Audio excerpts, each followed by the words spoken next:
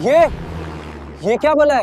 ये कोई छोटा सा हेलीकॉप्टर लग रहा है, मगर इसे बनाया किसने और ये उड़ कैसे पा रहा है? ये उड़ रहा है, मैंने कर दिखाया। मैं उड़ रहा हूँ, देखो मैं उड़ रहा हूँ। ये शब्द थे 14 साल के उस बच्चे के, जिसके हाथों में तेल, उंगलियों पर चोट के निशान थे, लेकिन मन में एक ख्वाब आग बनकर जल रहा था, आसमान को छूने का। ये कबाड़ से इकट्ठे किए हुए छोटे बड़े मशीनी उपकरणों से एक उड़ने वाला यंत्र बनाने की कोशिश में लगा रहता था। वो आसमान को चीरकर बादलों से दोस्ती करने का सपना देखता। उसका हौसला, उसका विश्वास, उसका जुनून कैसे एक दिन नए इतिहास को रचने की ताकत में बदलने लगा। लोग उसका मजाक उड़ाते, पागल कहते, कबाड़ी वाला कहते, पर एक दिन इस लड़के ने पुरानी खराब चीजों को जोड़कर कुछ ऐसा बना दिया जिसने सभी को आश्चर्य से भर दिया। पूरे गांव का नाम रोशन हो गया। आर्मी वाले उसे जॉब ऑफर करने लगे। जी हाँ दोस्तों, आज की ये फिल्म स्टोरी लाइफ लेसन और इंस्पिरेशन से भारी पड़ी है। ये वीडियो आज आपको जीवन की बहुत बड़ी सीख देकर जाएगी, इसलिए वीडियो को अंत तक देखना, कोई भी पार्ट मिस मत करना। कहानी की शुरुआत होती है राजस्थान से 10 किलोमीटर दूर बसे एक छोटे से गांव अलीपुर से। यहीं पर एक यतीम लड़का था, राजू। वो शकुंतला आश्रम का एक अनाथ बच्चा था। राजू के पिता किसी हादसे में चल बसे थे। तब राजू मात्र 2 साल का था। गांव की एक मौसी शांता देवी राजू को अपने साथ गांव में बने एक अनाथ आश्रम में ले आई। अनाथ आश्रम में कई यतीम बच्चे थे। मौसी व आश्रम के मेंबर बच्चों का बहुत ध्यान रखते थे। जब राजू 8 साल का था तब पहली बार उसने टीवी में एक विंटेज एयरक्राफ्ट को देखा था। उसने देखा कि ये यंत्र एक व्यक्ति उड़ा रहा है, वो बाज की तरह आसमान में उड़ रहा है। इस घटना ने राजू को अंदर तक प्रभावित कर दिया। यहीं से राजू के मन में एक ख्वाब ने जन्म लिया कि एक दिन वो भी ऐसे ही किसी विमान पर उड़ेगा। कौन जानता था कि उसका ये छोटा सा ख्वाब एक दिन कामयाबी के उस जुनून में बदल जाएगा जिस पर सबको नाज होगा। आश्रम और गांव की गलियों में राजू का ये ख्वाब धीरे धीरे मजबूत इरादों में बदल रहा था। आश्रम के पीछे एक बहुत पुराना गैराज हुआ करता था जो अब कबाड़ खाना बन चुका था। ये जगह लोगों की नजरों में एक कबाड़ खाना थी, पर राजू के लिए जगह उसके सपनों को पूरा करने की सीढ़ी थी। वहाँ पुरानी साइकिल की चेन, पुराने खराब कैलकुलेटर, पंखे की मोटर, बैटरी के तार, फूटी खराब घड़ी, जले हुए बल्ब, खराब टायर, रस्सी और कई धातु की वस्तुएं, ये सब उसके लिए किसी खजाना से कम नहीं थे। राजू बड़ा ही क्रिएटिव माइंड का लड़का था। ये अक्सर कबाड़ से टूटे फूटे खराब पड़े वस्तुओं को इकट्ठा कर मशीनों के पुर्जों को आपस में जोड़कर तरह तरह की चीजें बनाता रहता। इसकी क्रिएटिविटी को देख के एक दिन मौसी बोली, बेटा तेरे पापा एक अच्छे मैकेनिक थे, बड़ा हुनर था उनके हाथ में, शायद वही शौक तेरे लहू में बह रहा है। ये सब सुनते ही राजू हंस पड़ा। तब से राजू आश्रम की टूटी दीवारों के बीच ख्वाब जोड़ने लगा। आश्रम और गांव के दूसरे बच्चे जहां खेलकूद शोरगुल में व्यस्त रहते, तो वहीं राजू का बचपन गैराज में पड़े छोटे बड़े मशीनी पुर्जों के बीच बीत रहा था। एक बार गैराज में मशीन के गरगराहट की आवाज सुन मौसी डर गईं। वो भागती हुई गैराज में आई और राजू को डांटते हुए कहती, अरे ये क्या कर रहा है राजू, तू पागल हो गया क्या? ये सब यहाँ से ले जा बेटा, आश्रम में आग लग जाएगी, एक दिन तू सबको खतरे में डालेगा। राजू मुस्कुराकर कहता, अरे अरे डरो नहीं मौसी, ये मशीन के चलने की आवाज है, इससे आग नहीं लगेगी। रात में जब बाकी बच्चे सो जाते, वो चुपके से छत पर चढ़ जाता। आसमान के नीचे सितारों की भी सोचता, काश मैं उड़ सकता। वही लम्हे थे जब खामोशी उसकी दोस्त बन गई। राजू आश्रम के बच्चों के साथ स्कूल भी जाता और वहां से आते ही राजू खाना खाकर सीधा अपने गैराज में पहुंच जाता। आश्रम के बाहर गांव की एक करीम चाचा का गैराज था। राजू अक्सर बिना संकोच के गैराज में जाकर वहां बिखरे पड़े औजार उपकरण को ध्यान से देखता। करीम चाचा के काम को निहारता रहता। ये जगह राजू का दूसरा स्कूल बन गई, जहां से उसे तकनीकी ज्ञान मिला। कहते हैं जब शिष्य तैयार होता है तो गुरु खुद ब खुद मिल जाता है। राजू की मुलाकात हुई गांव के मैकेनिक करीम चाचा से। करीम चाचा ने राजू की आंखों में वो आग देख ली थी। उन्होंने उसे अपनी वर्कशॉप में पनाह दी। राजू जिज्ञासा भरे मन से करीम चाचा से कई सवाल पूछता। वो हर छोटे बड़े औजार, आधुनिक उपकरण, टूल किट और मशीनों के अलग अलग पुर्जों के बारे में जानकारी लेता। बैटरी की पावर कितनी होती है, कैसे बनती है, किससे कितनी ऊर्जा पैदा होती है, किस उपकरण से क्या होता है। इसके अलावा सर्किट वायर और इंजन की बारीकियों को भी समझने लगा। कई बार तो वो करीम चाचा के गैराज में खराब पड़े मशीनी पुर्जों से ऐसी ऐसी चीजें बना देता जिसे देख करीम चाचा भी हैरान रह जाते। राजू के अंदर काम को सीखने और करने की ललक देखकर करीम चाचा समझ गए थे कि ये बच्चा एक दिन बहुत बड़ा कारीगर बनेगा। करीम चाचा राजू को अपने तजुर्बे और कारीगरी की बारीकियों को आसान भाषा में समझाने लगे। मोटिवेट करते हुए बोले, बेटा मन में विश्वास रखकर लक्ष्य को पाने के लिए अगर सच्ची लगन से हम कोई काम किया जाए तो उसमें सफलता जरूर मिलती है।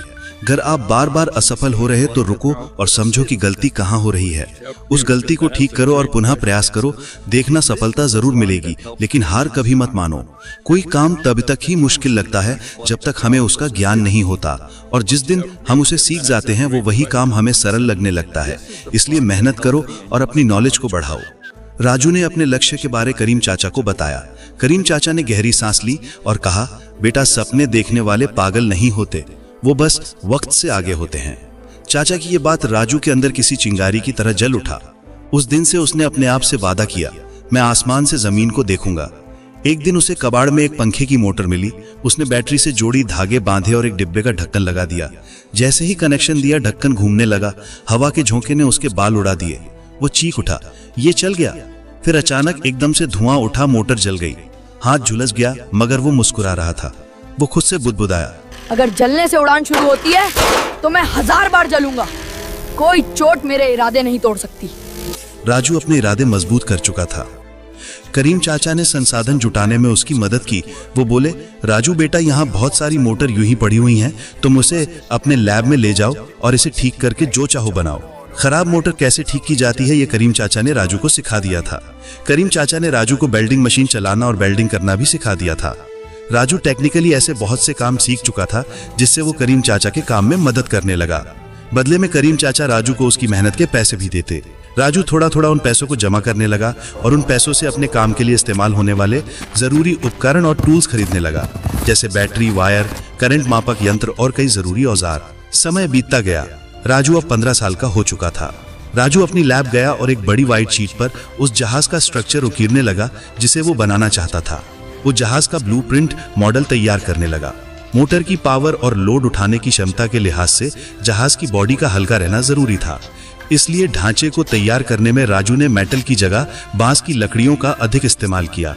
इस यतीम खाने में मौजूद ये पुराना गैराज सभी के लिए एक कबाड़ खाना था, पर राजू के लिए वो कबाड़ खाना नहीं बल्कि उसका वर्कशॉप था। अनाथालय के बच्चे राजू को जब भी इस लैब में बेकार पड़े धातु के उपकरण से कुछ बनाता हुआ देखते तो वो उसका खूब मजाक उड़ाते। 3 साल बीत चुके थे। राजू 18 साल का हो चुका था। ऐसे ही जब राजू अपने जहाज के मॉडल पर काम कर रहा था, तभी लैब में मौसी जी आईं और टेबल पर रखे अजीब से ढांचे को देख जिज्ञासा भरे मन से पूछने लगी, अरे राजू, ये कैसा मशीन है? इसमें क्या बनता है? राजू ने आसमान की तरफ देखा और कहा, ये जहाज है मौसी, ये आसमान में उड़ेगा एक दिन। राजू की बातें सुन वहां खड़े बच्चे ठहाके लगाकर हंसने लगे। वो तंज कसते हुए बोले, अरे इस भटकी आत्मा को देखो, कितनी बड़ी बड़ी बातें कर रहा है। ये उड़ाएगा जहाज, और ये किस एंगल से जहाज दिख रहा है?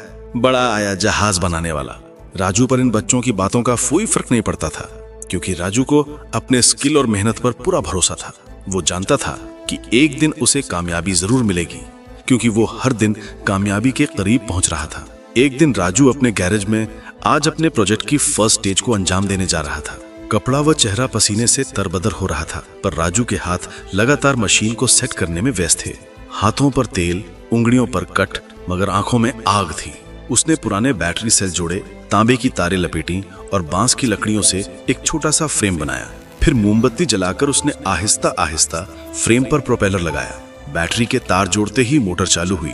ढक्कन घूमने लगा। हवा का झोंका उसके चेहरे से टकराया। राजू ने आंखें बंद की और बुदबुदाया, बस यही है मेरे पर। कुछ लम्हों बाद धुआं उठा, चिंगारी फूटी। वो घबराकर पीछे हटा। हाथ जल गया, मगर राजू हंस दिया। राजू मन ही मन फुसफुसाया, ये नाकाम नहीं हुआ, ये सिखा गया है कि आगे क्या नहीं करना। अगले दिन राजू ने पुनः प्रयास किया। बैटरी को मोटर से कनेक्ट किया। फिर अचानक मोटर घूमने लगी। एक धीमी सी भनभनाहट, जैसे ख्वाब ने पहला सांस लिया हो। अब बैटरी को इंजन से कनेक्ट किया। इंजन हल्की आवाज से शुरू हुआ। राजू की आंखों में चमक आ गई। इस आवाज ने हौसले और विश्वास को मजबूती प्रदान करी। कुछ देर बाद धुआं निकला। इंजन गर्म होकर बंद हो गया। राजू ने तुरंत बैटरी की वायर को इंजन से अलग किया, पावर सप्लाई कट कर दी। समय रहते राजू ने माहौल को नियंत्रित किया। अब राजू इंजन की कोर प्रॉब्लम को समझने लगा। जब इंजन खोला तो राजू ने पाया कि कूलिंग फैन खराब है। राजू ने उसे बदलकर दूसरा कूलिंग फैन लगाया। इंजन के इग्निशन सिस्टम पर भी ध्यान दिया गया। ये सिस्टम इंजन को स्टार्ट करने और स्पार्क कंट्रोल करने में मदद करता है। सब कुछ करने के बाद सिस्टम को दोबारा रीचेकिंग की बारी आई। इंजन के फ्यूल टैंक में थोड़ा और ईंधन डाला गया। इंजन को बैटरी से कनेक्ट करके इलेक्ट्रिक पावर दी गई। इंजन का इनिशियल रोटेशन शुरू हुआ। कंप्रेशन से ईंधन जला। इंजन शुरू हुआ। राजू खुशी रोक नहीं पाया और जोर से बोल उठा, चल गया।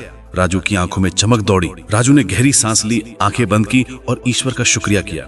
राजू का आत्मविश्वास एक लेवल और ऊपर पहुंचा। इधर राजू की चीख और मोटर की आवाज सुन करीम चाचा और मौसी और अनाथालय के बच्चे और कर्मचारी गैरेज की तरफ दौड़े।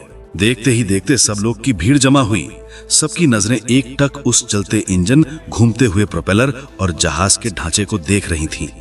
हर किसी के मन में एक ही सवाल, क्या राजू ने कर दिखाया? क्या ये सच में उड़ेगा? करीम चाचा गर्व से बोल पड़े, वाह बेटा, तुमने बना दिया, बस अब इसे उड़ाने की बारी है। राजू बोला, हाँ चाचा, कल सुबह खुले मैदान में पहली उड़ान भरी जाएगी। राजू के मुंह से निकली ये बात पूरे गांव में आग की तरह फैल गई।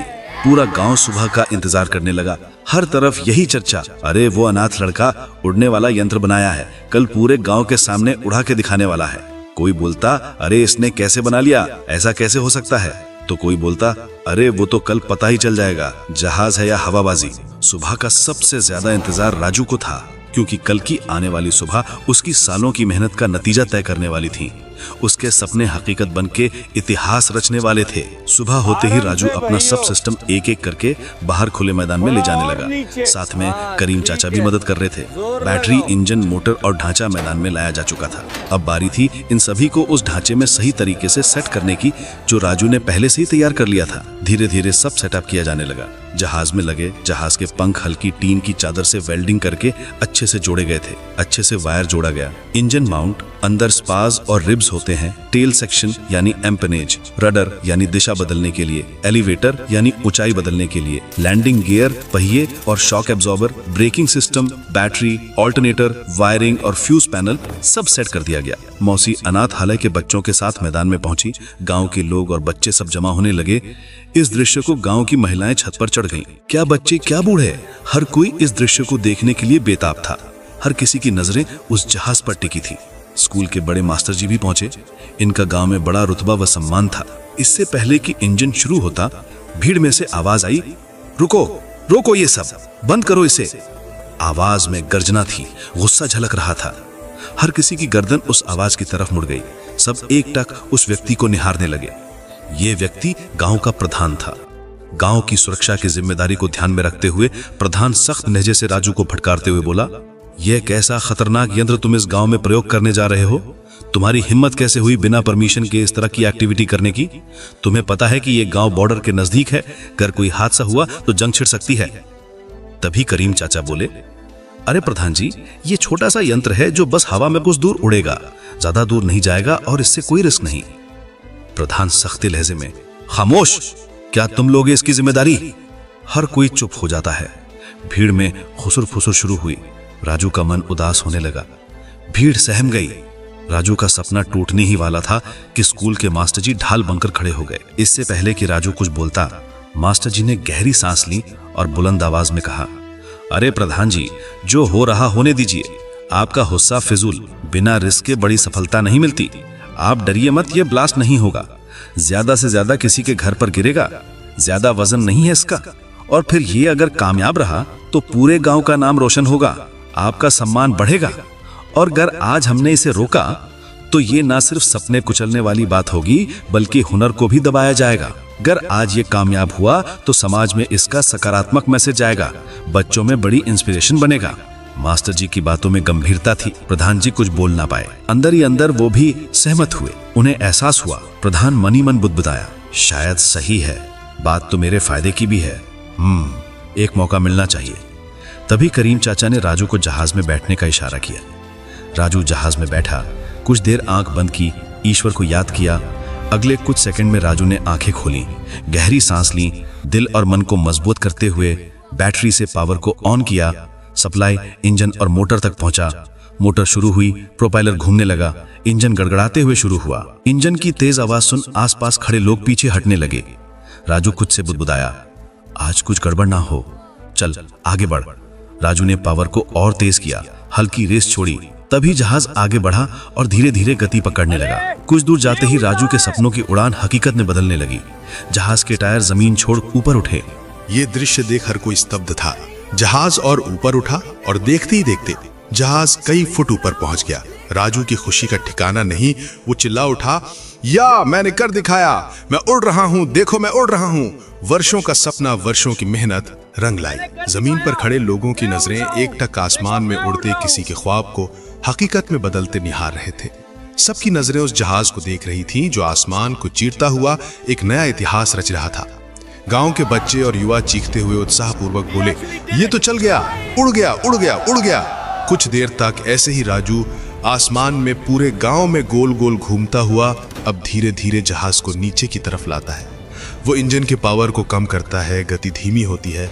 जहाज को जमीन पर सुरक्षित उतारने का राजू को कोई तजुर्बा नहीं, पर फिर भी वो कोशिश कर रहा था। पर जहाज बेकाबू हुआ और तेजी से जमीन पर आ गिरा। पूरा जहाज तितर-बितर हो गया। राजू को हल्की फुल्की चोटें आईं, पर ये चोटें राजू की खुशी के सामने बहुत छोटी थी। राजू के चेहरे पर मुस्कान थी। लोग राजू की तरफ दौड़े, उसे कंधे पर उठा लिया।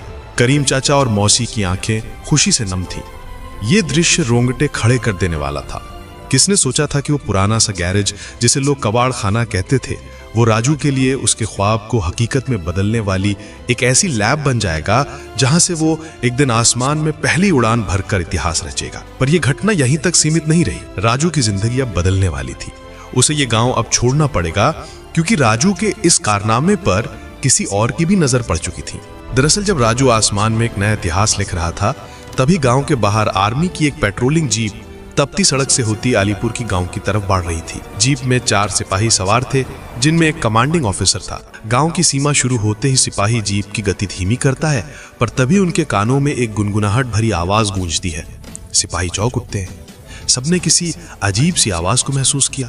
कमांडिंग ऑफिसर गाड़ी को रोकने का इशारा करता और बोलता है, ये कैसी आवाज है? सिपाही बोला, सर ये आवाज किसी मशीन जैसी लग रही है, किसी मोटर के चलने की। आवाज धीरे धीरे बढ़ रही थी, जैसे कोई पुराना मोटर या शायद कोई जहाज करीब आ रहा हो। खुले मैदान के बीच एक दुबला पतला बच्चा, जिसके कपड़ों पर तेल और मिट्टी के धब्बे थे। वो लड़का किसी लोहे के ढांचे के अंदर बैठा था। ये किसी पुराने हेलीकॉप्टर के स्ट्रक्चर जैसा दिख रहा था। तभी एक सिपाही बोला, ये क्या बला है? अफसर ने आहिस्ता से कहा, ये कोई छोटा सा हेलीकॉप्टर लग रहा है, मगर इसे बनाया किसने और ये उड़ कैसे पा रहा है? तभी दूसरा सिपाही हैरानी से बोला, अरे ध्यान से देखो इसे, ये तो कोई लड़का उड़ा रहा है। इस काम को इसी गांव से अंजाम दिया गया है। ये लड़का था 18 साल का वही राजू था जो आज अपने ख्वाबों को हकीकत के पंख लगाए उड़ रहा था। ये वो हकीकत थी जिसने सभी को आश्चर्य से भर दिया था। कमांडिंग ऑफिसर ने सिपाही को गांव के अंदर चलने का इशारा किया। जीप गांव के अंदर प्रवेश होती है। इधर गांव में जश्न का माहौल था और उधर आर्मी जीप उस जगह पर आकर जैसे ही रुकती है, हर कोई सन्न रह जाता है। पूरा माहौल सन्नाटे से भर जाता है। जीप से कमांडिंग ऑफिसर उतरते हैं। भारी कदमों से वो आगे बढ़ते हैं। लोग धीमी आवाज में बोले, लगता है ये राजू को पकड़कर ले जाएंगे। मैदान में जहाज बिखरा पड़ा था, इंजन से धुआं निकल रहा था। कमांडिंग ऑफिसर गंभीर भाव से बोले, ये जहाज किसने बनाया और इसे कौन उड़ा रहा था? राजू सहम गया। वो जहां खड़ा था वहीं जम गया। सभी राजू की तरफ देखने लगे।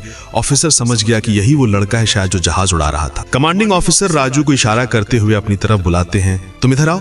राजू डरते हुए धीमे कदमों से ऑफिसर के पास आया। घबराहट से राजू के माथे से पसीना उभरने लगा, गला सूख रहा था।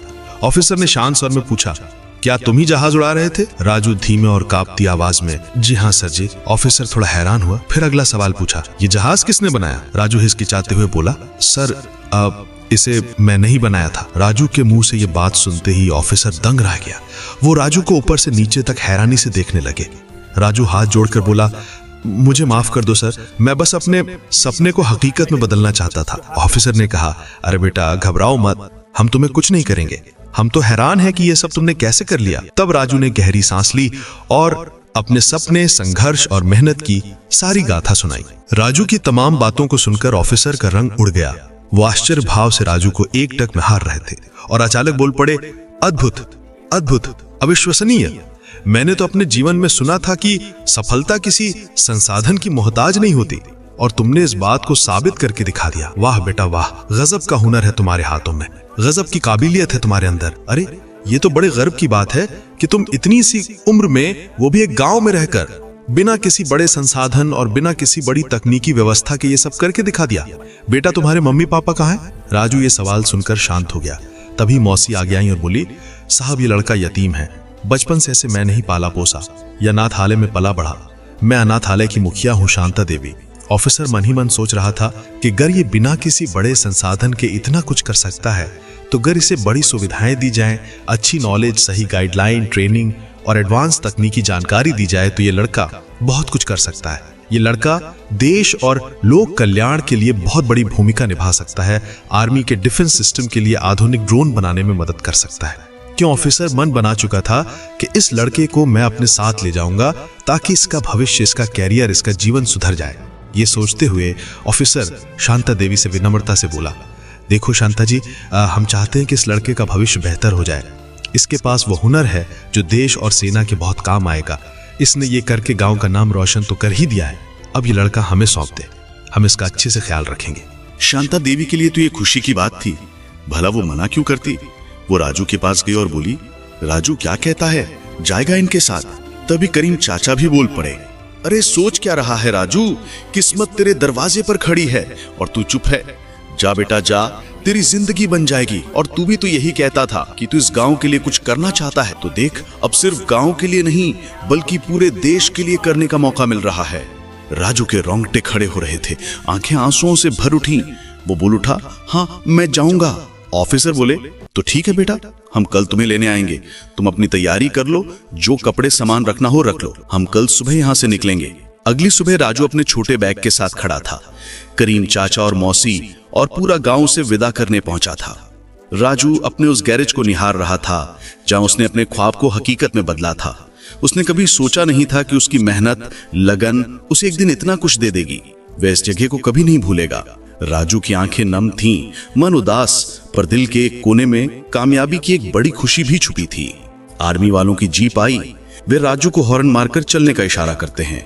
जाने से पहले राजू मौसी और करीम चाचा के पैर छूता है। मौसी उसे गले से लगाकर खूब रोती हैं और कहती हैं, जा बेटा, मन लगा के काम करना।